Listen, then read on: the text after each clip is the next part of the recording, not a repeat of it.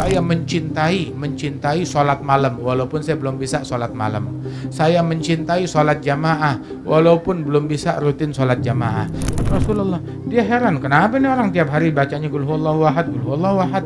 Pokoknya tiap ngimamin sholat, suratnya itu ditutup dengan Qul huwallahu ahad. Akhirnya dia datang kepada Rasulullah, Rasulullah, itu imam di kampung saya, itu kalau ngimamin sholat selalu bacanya Qul huwallahu ahad.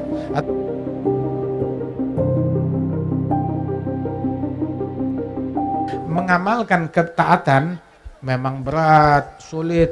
Imam Ali Zainal Abidin tiap malam 1000 rakaat, Syekh Abdul Qadir Jailani tiap malam 1000 rakaat, Al-Faqih Al-Muqaddam tiap malam 1000 rakaat, Rabi'ah Al-Adawiyah tiap malam 1000 rakaat. Itu ketaatan kayak begitu.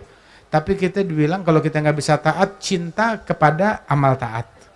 Cinta kepada amal taat itu udah anugerah besar.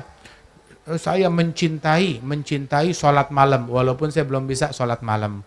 Saya mencintai sholat jamaah walaupun belum bisa rutin sholat jamaah. Saya mencintai sedekah walaupun belum bisa banyak bersedekah. Saya mencintai belajar menuntut ilmu walaupun saya belum bisa menuntut ilmu dengan benar.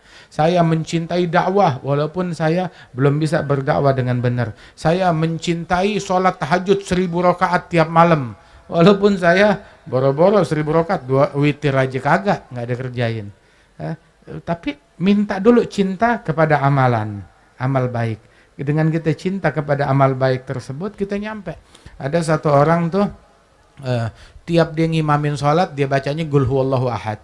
Habis Fatihah, Qul huwallahu ahad. Terus terkadang habis Fatihah, dia baca surat. Habis surat, yang dibaca Qul huwallahu ahad. Sampai makmumnya pada komplain, ini orang kenapa yang dibaca Qul huwallahu ahad, tapi nggak ada orang yang bilang ini bid'ah, ini syirik, nggak ada. Akhirnya itu makmum dia merujuknya bukan ke nafsu, merujuknya bukan ke hasud, bukan ke iri, bukan ke dengki, tapi dia merujuknya itu bukan ke tetangga yang jutek, tapi dia merujuknya kepada Nabi Muhammad wa'alamu anna fikum Rasulullah. Dia heran, kenapa nih orang tiap hari bacanya Qul huwallahu ahad, Qul huwallahu ahad.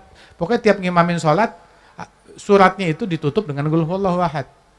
Akhirnya dia datang kepada Rasulullah, Rasulullah, itu imam di kampung saya, itu kalau ngimamin sholat selalu bacanya Qul huwallahu ahad. Atau kalau dia baca surat yang lain ditutup dengan Qul huwallahu ahad. Akhirnya dipanggil oleh Nabi Muhammad. Sini, panggil, datang.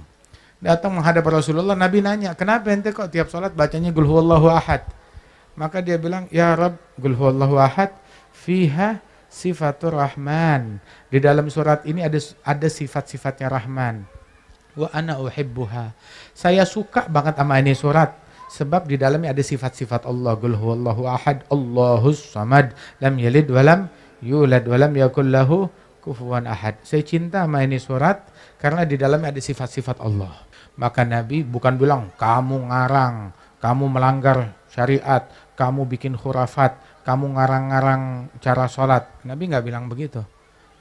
Nabi Muhammad bilang kepada orang tersebut, hubbuka iyaha adkhalakal jannah. Cintamu kepada surat Qul huwallahu ahad membuat kamu masuk ke dalam surga. Yang bikin kamu masuk surga cinta kepada surat Qul huwallahu ahad. Nabi bilang di dalam hadis suratul Ikhlas ta'dilu thulutsal Qur'an. Baca surat Al-Ikhlas pahalanya sama seperti membaca sepertiga Al-Quran. Ayo kita di majelis ini, siapa yang di majelis ini udah baca Al-Quran dari awal sampai hatam? Ada gak? Nggak ada kan? Itu Nabi bilang baca sekali surat Al-Ikhlas seperti sepertiga Al-Quran. Kalau 2 kali 2/3. Kalau 3 kali kita baca seperti baca Quran full. Kita membacanya sepertiga. Orang itu membaca surat Al-Ikhlas dengan 1 nafas juga dia bisa baca. 3 kali nafas, ya dalam 5 detik kurang dari 10 detik dia sudah ditulis pahala menghatamkan Al-Quran 1 kali.